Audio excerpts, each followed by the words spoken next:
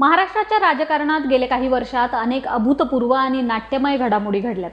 पक्षांमधील फूट, सत्तेची समीकरणं आणि अंतर्गत कुरघोड्यांनी महाराष्ट्राच्या राजकीय पटलाला एक वेगळंच वळण दिलंय।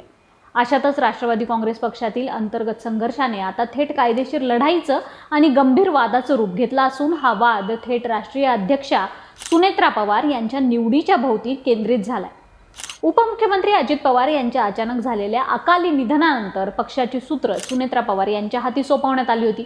मात्र आता सुनेत्रा पवार यांच्या राष्ट्रीय अध्यक्षपदाच्या निवडीवरच पक्षातील एका ज्येष्ठ नेत्यानं आणि अत्यंत विश्वासू मानल्या गेलेल्या पदाधिकाऱ्यानं गंभीर आक्षेप घेत थेट कायदेशीर नोटीस बजावली आहे। या घडामोडींमुळे केवळ राष्ट्रवादी काँग्रेस पक्षातच नाही तर संपूर्ण महाराष्ट्राच्या राजकीय वर्तुळात प्रचंड खळबळ उडाली आहे। या प्रकरणाच्या मुळाशी गेल्यास केवळ एका नेत्याचा आक्षेप दिसत नाही तर यामागे पक्षातील प्रस्थापित विरुद्ध नवीन नेतृत्व असा सुप्त संघर्ष आणि एक मोठा राजकीय मास्टरमाइंड असल्याच्या चर्चांना मोठं उधाण आले। काय आहे हे संपूर्ण प्रकरण हेच आपण या व्हिडिओत समजून घेऊ। नमस्कार, मी अनुजा आणि तुम्ही पाहताय कार्यारंभ। हा संपूर्ण वाद समजून घेण्यासाठी आपल्याला काही महिने मागे जावं लागेल। राष्ट्रवादी काँग्रेस पक्षात फूट पडल्यानंतर 2023 मध्ये अजित पवार पक्षाचे राष्ट्रीय अध्यक्ष झाले होते। संपूर्ण पक्षाची सूत्र अत्यंत कणखरपणे हाताळणारे अजित पवार हेच पक्षाचे मुख्य आधारस्तंभ होते।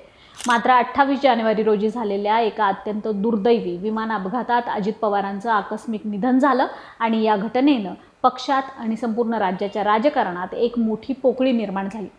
अजित पवारांच्या निधनानंतर पक्षाचं नेतृत्व कोण करणार हा सर्वात मोठा प्रश्न पक्षासमोर उभा राहिला। सुरुवातीला राष्ट्रीय अध्यक्षपदासाठी प्रफुल्ल पटेल यांच्या नावाची जोरदार चर्चा सुरू झाली होती।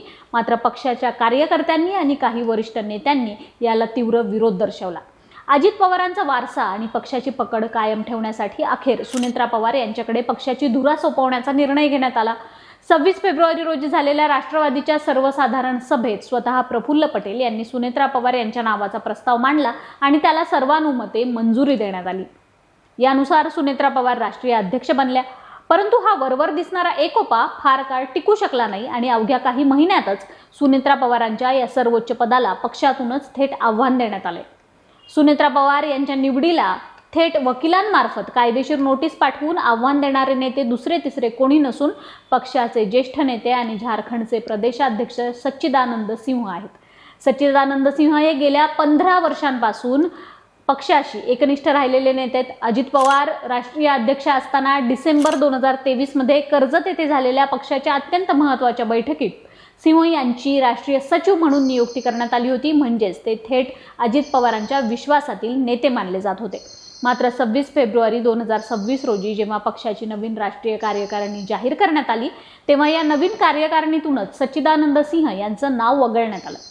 यानंतर सिंह यांनी थेट कायदेशीर पवित्रा घेत 9 जुलै 2026 रोजी राष्ट्रीय अध्यक्ष सुनेत्रा पवार, कार्यकारी अध्यक्ष प्रफुल्ल पटेल आणि पक्षाचे राष्ट्रीय सरचिटणीस ब्रिजमोहन श्रीवास्तव यांना वकिलांमार्फत नोटीस बजावली। या नोटिशीमध्ये सिंह यांनी अत्यंत गंभीर आणि तांत्रिक मुद्दे उपस्थित करत सुनेत्रा पवारांची अध्यक्षपदी झालेली निवड पूर्णपणे अवैध, बेकायदेशीर आणि पक्षाच्या घटनेला धरून नसल्याचा खळबळजनक दावा केलाय। सच्चिदानंद सिंह यांनी आपल्या नोटिशीमध्ये जे तांत्रिक मुद्दे मांडलेले आहेत ते पक्षाच्या कायदेशीर रचनेला आणि कार्यपद्धतीला थेट अडचणीत आणणार आहेत। सिंह यांच्या दाव्यानुसार अजित पवारांच्या निधनानंतर 17 फेब्रुवारी 2026 रोजी निवडणूक आयोगाला पक्षाकडून एक सुधारित घटना म्हणजे संविधान सादर करण्यात आलं होतं। या सुधारित घटनेनुसार जोपर्यंत पक्षाच्या नवीन राष्ट्रीय अध्यक्षांची रितसर निवड होत नाही तोपर्यंत पक्षाचे सर्व अधिकार राष्ट्रीय कार्याध्यक्ष प्रफुल्ल पटेल यांच्याकडे राहतील असं स्पष्ट नमूद करण्यात आलं होतं। जर सुधारित संविधानानुसार सर्व अधिकार प्रफुल्ल पटेल यांच्याकडे होते तर मग पक्षाचे राष्ट्रीय सरचिटणीस ब्रिजमोहन श्रीवास्तव यांनी कोणत्या अधिकाराखाली 26 फेब्रुवारी रोजी राष्ट्रीय कार्यकारिणीची बैठक बोलावली? हा सिंह यांचा सर्वात मोठा तांत्रिक आक्षेप आहे। इतकंच नाही तर 26 फेब्रुवारीची बैठक बोलवण्यासाठी 18 फेब्रुवारी रोजी निवडणूक आयोगाला जे पत्र पाठवण्यात आलं होतं त्यावर तत्कालीन राष्ट्रीय कार्यकारिणीच्या सदस्यांची कोणतीही पूर्वपरवानगी घेण्यात आलेली नव्हती असाही दावा सिंह यांनी केलाय। त्यामुळे ही संपूर्ण निवड प्रक्रिया जी आहे ती बेकायदेशीर ठरवून रद्द करण्यात यावी। जोपर्यंत नवीन आणि पारदर्शक निवडणूक होत नाही तोपर्यंत नवीन पदाधिकाऱ्यांची यादी रद्द समजण्यात यावी आणि एका स्वतंत्र निवडणूक अधिकाऱ्याच्या देखरेखीखाली नव्याने राष्ट्रीय अध्यक्षपदाची निवडणूक घेण्यात यावी अशी मागणी देखील त्यांनी केली आहे। या कायदेशीर नोटिशीमुळे राष्ट्रवादी काँग्रेसमधील अंतर्गत कलह आता उघडपणे चव्हाट्यावर आलाय. सच्चिदानंद सिंह यांनी स्वतःहून इतके मोठे पाऊल उचलले की यामागे पक्षातीलच एका बड्या नेत्याचं डोकं आहे. यावरून पक्षात आता उलटसुलट चर्चा देखील सुरू झाल्यात. विशेषतः प्रफुल्ल पटेल आणि सुनील तटकरे विरुद्ध सुनेत्रा पवार आणि पार्थ पवार असा अंतर्गत संघर्ष गेल्या काही काळापासून पक्षात सुरू असल्याची कुजबूज होती. या पार्श्वभूमीवर या नोटिशी मागे खरोखरच कोणी वेगळा मास्टरमाइंड आहे का याचा शोध आता राष्ट्रीय अध्यक्षांच्या गोटातून घेतला जातोय. पक्षाच्या शिस्त पालन समितीचे अध्यक्ष जय पवार हे आता या प्रकरणात काय भूमिका घेतात आणि सच्चिदानंद सिंह यांच्यावर काय कारवाई करतात याकडे सर्वांचं लक्ष लागलंय. जर सिंह यांच्यावर कारवाई झाली तर पक्षातील अंतर्गत गटबाजी आणखी तीव्र होण्याची दाट शक्यता वर्तवली जाते. या संपूर्ण प्रकरणावर आणि अंतर्गत संघर्षावर आता विविध बाजूंनी आरोप प्रत्यारोप आणि स्पष्टीकरणं समोर येऊ लागली आहेत.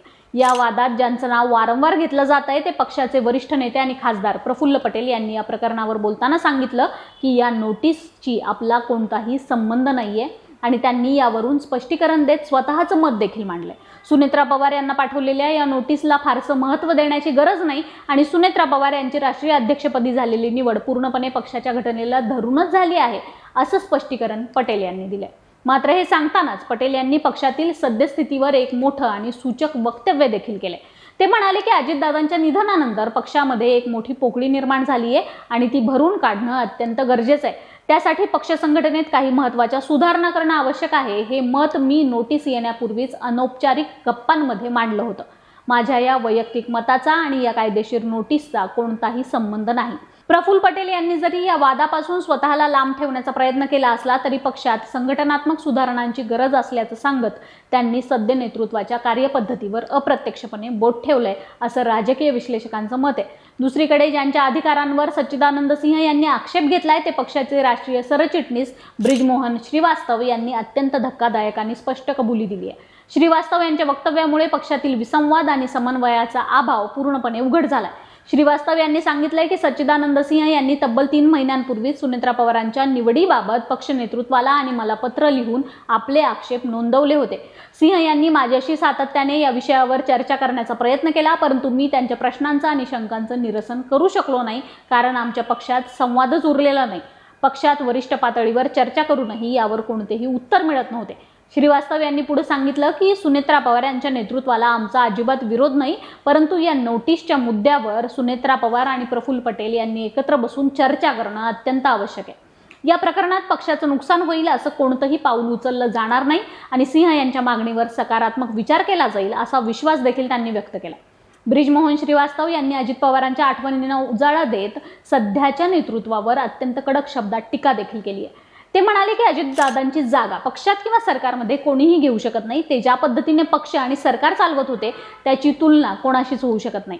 दादांच्या मृत्यूनंतर प्रचंड विसंवाद निर्माण झाला असून पदाधिकाऱ्यांमध्ये पक्षात तीव्र असंतोष देखील आहे. सध्या पक्षातील काही लोकांना असं वाटतंय की सर्व गोष्टी ऑटो ड्राईव्ह मोडवर असतील परंतु पक्ष संघटना अशा पद्धतीने चालत नसते. विसंवाद संपवणं आणि सर्वांनी मिळून आत्मचिंतन करणं ही काळाची गरज आहे असं सांगत श्रीवास्तव यांनी सुनेत्रा पवारांच्या कार्यपद्धतीवर आणि पक्ष चालवण्याच्या पद्धतीवर उघड नाराजी व्यक्त केली आहे. या वादाला आणखी एक महत्त्वाची पार्श्वभूमी आहे जी प्रफुल्ल पटेल सुनील तटकरे विरुद्ध सुनेत्रा पवार आणि पार्थ पवार यांच्यातील सुप्त संघर्षाला अधोरेखित करते.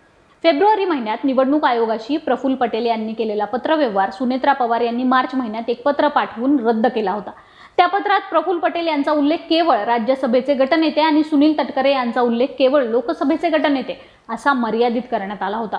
या घटनेला 4 महिने उलटून गेले तरी अद्याप या दोघांच्या नेमक्या संघटनात्मक पदांविषयी पक्षात कोणताही स्पष्ट खुलासा करण्यात आलेला नाहीये.